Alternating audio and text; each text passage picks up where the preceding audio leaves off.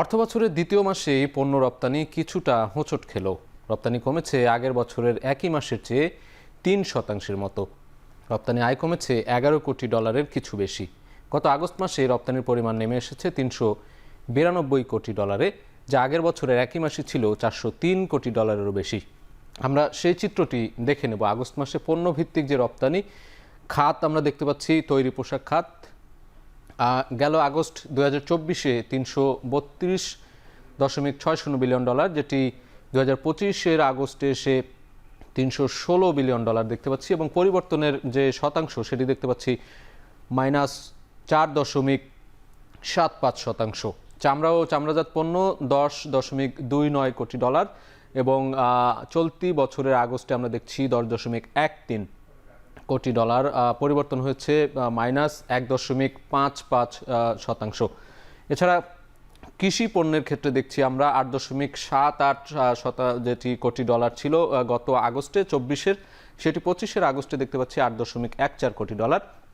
এক্ষেত্রেও কিন্তু আমরা নেতিবাচক ধারা যে অব্যাহত আছে সেটি দেখছি। পরিবর্তনের হার -4.16%, এবং পাট ও পাট পণ্য যে খাতটি, সেই খাতে দেখছি গত আগস্টে 5.80 কোটি ডলার, সেটি কিন্তু বেড়ে দাঁড়িয়েছে। আমরা দেখছি 2025-এর আগস্টে এসে সেটি বেড়ে দাঁড়িয়েছে 6.31 কোটি ডলার, এবং পরিবর্তনের হার 8.81।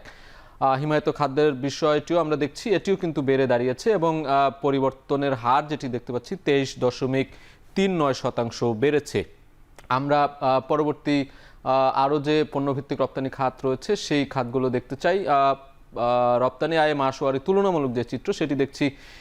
জানুয়ারি মাসে 2025-এ আমরা দেখছি 444 কোটি ডলার ছিল, সেটি 2024-এ ছিল 420 কোটি, এবং ফেব্রুয়ারি মার্চের দিকে দেখছি আমরা কিছুটা বেড়েছে, 2025-এ এসে 425 কোটি ডলার হচ্ছে, যেটি 2024-এ ছিল 381 কোটি ডলার, এবং এপ্রিলে এসে অনেকখানি কিন্তু অধপতন হয়েছে। আমরা দেখছি 299 কোটি ছিল, সেটি 302 কোটি ডলার দেখতে পাচ্ছি, এবং মে মাসে কিন্তু সেটির পরিমাণ আবারও বেড়েছে। 425 কোটি ছিল 2024-এ, সেটি 2025-এ এসেও কিন্তু সেটি আবারও বেড়েছে, এবং জুনের দিকে আমরা বছরের মাঝামাঝি সময় এসে সেটি দেখছি যে 2025-এ কিন্তু অনেকখানি কমে গেছে 2024-এর চেয়ে। 2024-এ যেটি ছিল 361 কোটি ডলার, সেটি 25-এ এসে এই চলতি বছরে 334 কোটি ডলার, অনেকখানি কমে গেছে, এবং পরবর্তীতে আবার কিন্তু আমরা দেখেছি যে এটি বৃদ্ধির হার কিন্তু আবারও বেড়েছে, এবং